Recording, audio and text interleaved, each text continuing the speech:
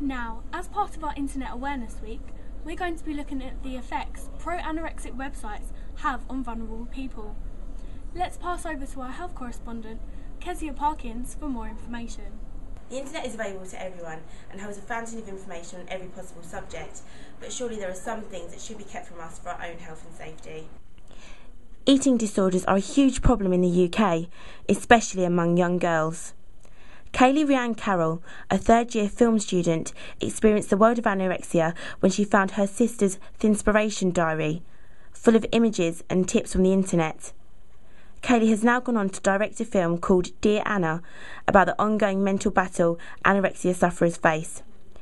We caught up with her to discover her views on how the internet affects those suffering from the condition. Kaylee, if there was no pro-anorexia websites, do you think that would reduce the number of anorexic sufferers? No, I don't. I think if somebody's going to be anorexic, they're going to be anorexic anyway, regardless of whether there's websites or not. A lot of the websites help people find out more about it. Like, they don't teach people how to be anorexic, but they give them hints and tips on how to do it better.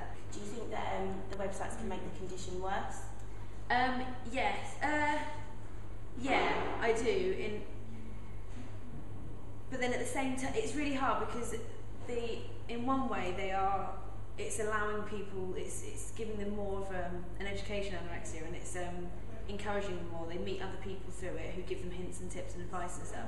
But if you were to take that away, they then have no support group and no support network, and because a big part of anorexia is not talking about it and keeping it to yourself and not knowing how to speak about your feelings, they go on these websites because the other people on there understand them and can relate to them.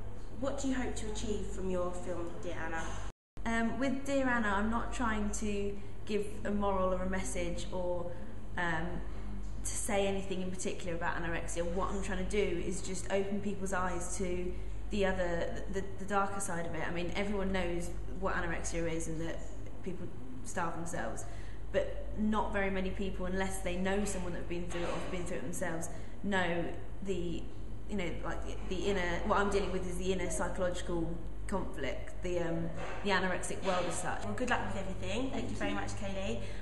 I'm Kezia Parkins, and back to the studio.